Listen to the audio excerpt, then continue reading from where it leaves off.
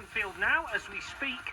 For the first time since the death of their striker Diogo Jota and his brother Andre Silva, the Reds taking on Athletic Bilbao in a double header. The first match kicked off at 5 before they go again at 8 o'clock this evening.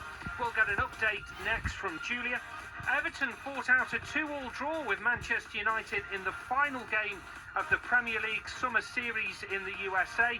The Blues have also agreed to sign the Chelsea midfielder Kiernan Dewsbury-Hall. We'll get reaction to that from the Blue Room's David Downey. It was almost the perfect opening day for Tranmere in League Two, but a late equaliser meant they had to settle for a point at Colchester.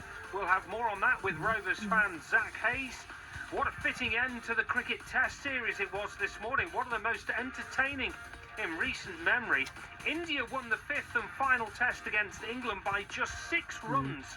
It meant the series was tied at 2-2 after 6 weeks of brilliant action. Cricket journalist Jamie Bowman will be joining me. We'll also review all the weekend's rugby league action, as well as ever. If you want to get in touch, 0800 731 9333. You can WhatsApp 08000 321 333, and you can email me. It's salty@bbc.co.uk.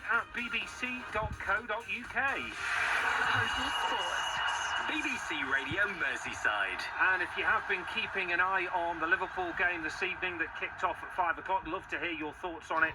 Going rather well as we speak. And maybe if you're a Blue, what did you make of last night's performance against Manchester United? Or about the probable signing now of Chelsea midfielder Kiernan Dewsbury-Hall? Let us know on the email salty@bbc.co.uk. But we're going to start this evening at Anfield, where Liverpool, as I said, are playing those 2 friendly matches against the La Liga side Athletic Club.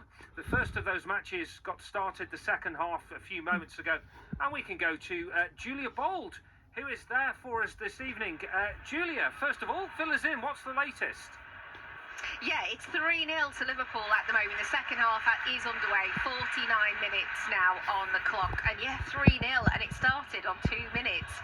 Rio Ngamoa, he might only be 16. His birthday is the end of this month. But my goodness me, he has been absolutely superb this game. He opened the scoring, as I say, on 2 minutes. Proper solo effort, this one. Ran from the halfway line. No one could get near him. And he thumped the ball into the back of the net from about 20 yards out. Then goal on 5 minutes. So just 3 minutes later, Darwin Núñez was the man that doubled the lead. It was really nice work from Ben Doak, actually. The ball came in from the right-hand side. Over to the left. Young Rio Ngamoa right in the thick of it again. He headed the ball down in the box, and Darwin Núñez just had to flick it in with his left foot. So yeah, pretty simple for him.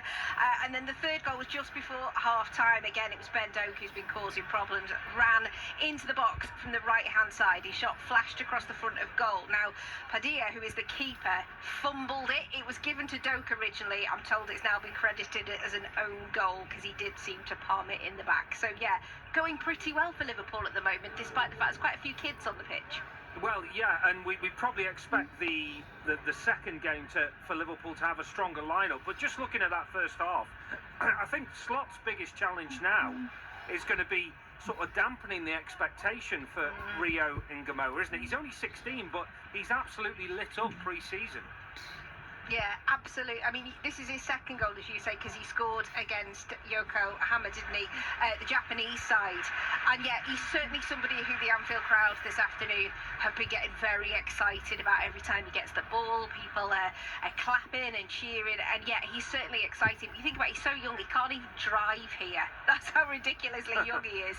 So yeah, 17. I wonder if he'll get a provisional for his birthday. He might learn to drive. Yeah, I just wonder. He certainly knows how to score, so he's all right there.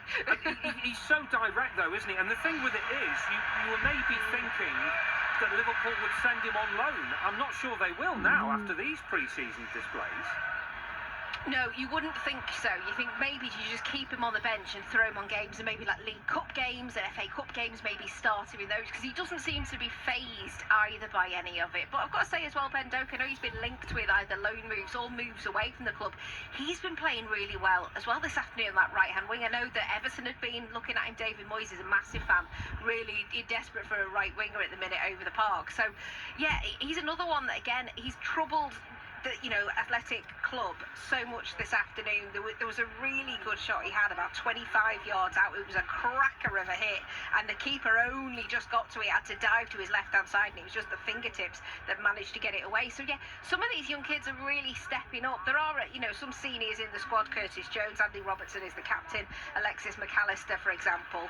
I'm told it's all being mixed up as well, so we're not quite sure who we will get in the second game, which is at 8 o'clock. We do know there will be no Virgil van Dijk, though he's poorly, so can't play today. Connor Bradley has got a minor injury, so he won't be involved either.